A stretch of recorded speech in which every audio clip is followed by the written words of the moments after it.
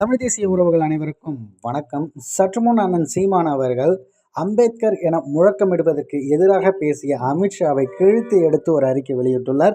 இது குறித்து தான் நம்ம இந்த காணொலியில் காண இருக்கோம்.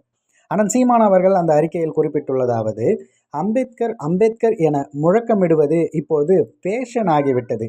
இதற்கு பதிலாக கடவுளின் பெயரை உச்சரித்தால் சொர்க்கத்திலாவது ஒரு இடம் கிடைக்கும். ஒன்றிய உள்துறை அமைச்சர் அமித்ஷா அவர்கள் கூறியதற்கு கடவுள் பெயரை சொன்னால் சொர்க்கத்தில் இடம் கிடைக்கும் என்கிறார் அமித்ஷா. உயிரோடு இருக்கும்போது சோறு தராத கடவுள் செத்த பிறகு சொர்க்கம் தரும் என்பதை எப்படி நம்ப முடியும்? சொர்க்கம் இருக்கிறதா இல்லையா என்பது யாருக்கும் தெரியாது. ஆனால் அறிவு ஆசான் அண்ணல் அம்பேத்கர் பெயரை சொன்னால் வாழும் பூமியை சொர்க்கமாக மாற்ற முடியும். அதற்காக வாழ்ந்து வழிகாட்டிய பெருந்தகை அண்ணல் அம்பேத்கர் அவர்கள்.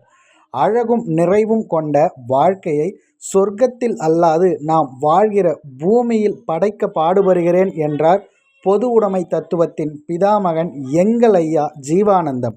அப்படி ஒரு சொர்க்கத்தை எப்படியெல்லாம் வாழலாம் என்று சொல்லி வைத்தார்களோ அப்படியெல்லாம் இப்பொழுது வாழுகின்ற பூமியிலே தன் மக்களை வாழ வைக்க அரும் பாடாற்றியவர்தான் சட்டமேதை அண்ணல் அம்பேத்கர் அவர்கள். எப்பொழுதும் கடவுள் பெயரை உச்சரித்த நீங்கள்தான் அயோத்தியில் தோற்றீர்கள். அண்ணல் அம்பேத்கர் பெயரை உச்சரித்தவர்கள்தான் அங்கு வென்றார். இப்பொழுது சொல்லுங்கள், நாங்கள் யார் பெயரை உச்சரிக்க என பொச்சில் அடித்த மாதிரி வெறித்தனமான ஒரு ட்வீட்டுன்னு தான் சொல்லணும்.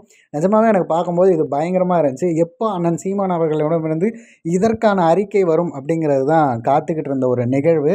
ஏன்னா இப்படி ஒரு விஷயத்தை ஸ்டேட்மெண்ட்டை வெளிப்படையாக பார்த்திங்கன்னா, அதுவும் என்ன சொல்கிறது, சட்டத்தை இயற்றி கொடுத்த ஒரு ஆளாக இருந்த அம்பேத்கர் அவர்களை வெளிப்படையாக அதே சட்டம் இவங்க கொண்டு வர இடத்துல நின்றுக்கிட்டே நேரடியாக அம்பேத்கரை ஒரு கேலி கிண்டல் பகடை பண்ணுவது போல் பண்ணிக்கிட்டு, அதுக்கு பதிலாக வேறு கடவுள் பெயர், அதாவது எப்படி இந்த ஓட்டு வாங்குகிற மக்கள்கிட்டலாம் அந்த மத உணர்வை தூண்டி அதன் மூலயமா வாக்கு வாங்கலாமோ அதே மாதிரியான ஒரு விஷயத்தை பண்ணுற மாதிரி அந்த இடத்துல கேலி கிண்டல் பண்ணியிருக்காரு.